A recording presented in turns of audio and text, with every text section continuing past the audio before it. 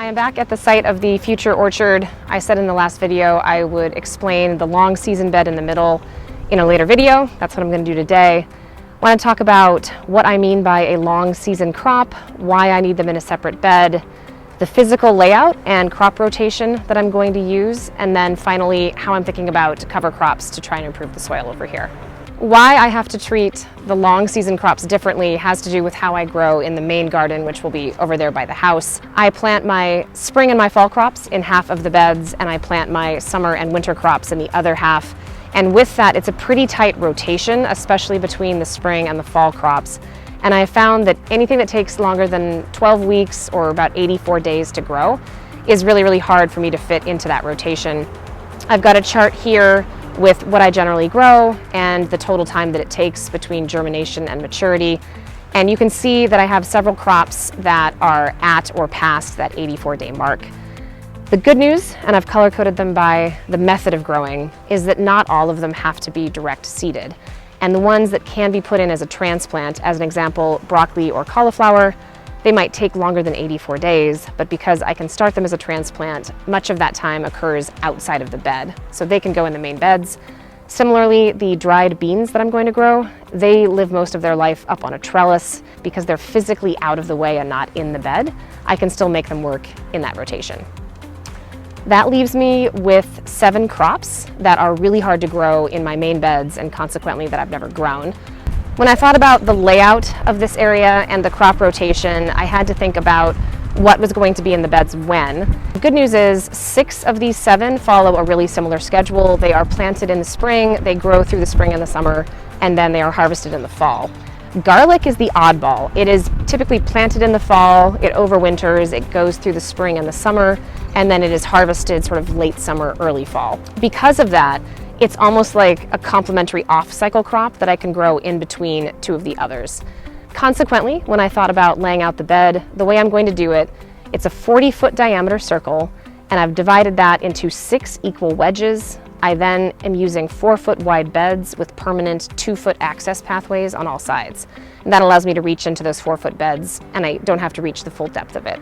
Pi r squared math and some subtraction, you can see that I'm left with roughly 125 square feet to grow each of these 6 crops, plus the garlic. I then overlaid the rotation here, and when we think about rotation and how I built this, fundamentally what I'm trying to do is to avoid growing the same plant family in the same area in short succession. The goal is to prevent the buildup of diseases in the soil or pests, and to instead make sure that we balance the nutrient load and what we're taking out of the soil over time. The good news is that of these crops, they are in a wide variety of families. Potatoes are Solanaceae or nightshade family. The sweet potatoes are in the morning glory family. You've got Brussels sprouts that are brassicas and winter squash that is a cucurbit. The only 2 that are the same are my onion and my garlic. Consequently, I have set those 2 crops opposite one another in this rotation. The garlic will go in between the winter squash and the Brussels sprouts, and that gives us at least 2 years in between the onions and the garlic, which is the most I can fit into this rotation. Last topic is cover crops. You can see around me that this soil is just a hot mess. This is generally excavated fill dirt. There used to be an old house here that we took out. A was not good dirt to begin with, and B has now been heavily compacted by construction equipment driving over it, as well as this lovely pile of big rocks, which was the rubble foundation of the old home. Late summer, we should have this all cleared off and graded.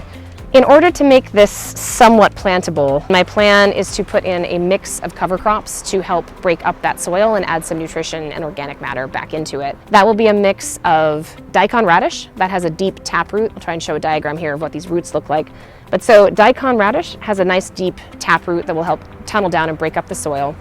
I'm going to add oats because they have a nice wide fibrous root system, and that will further break up the soil and add organic matter. I'm also going to work in field peas at the same time. They fix nitrogen and will add that to the soil.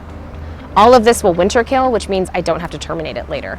That will help the soil for sure, but I will also need to keep working in cover crops in order to improve it over time, because this is really, really pretty bad soil.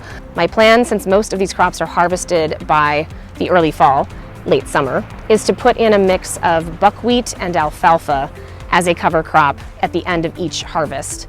The alfalfa is a nitrogen fixer. It fixes atmospheric nitrogen and adds it to the soil, and buckwheat can mine phosphorus from the soil and make it available to plants. Both of those are also fast maturing. If I put them in at the end of the harvest, they should have time to reach maturity before our first frost. They will also winter kill reliably in my climate in Michigan, and that means I will not have to figure out how to terminate them every year. I've got one last visual here for you, which is as much to keep me honest to make sure this plan makes sense.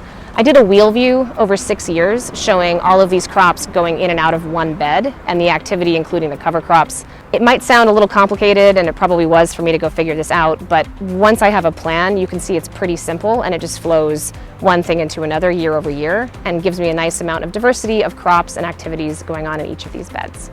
That is it for this area. I've got the Suntrap orchard in the last video and the long season bed in this one. The next topic is going to be the walnut guild plan and the sound reducing berm. You probably can tell from this video there's a ton of noise coming off that street.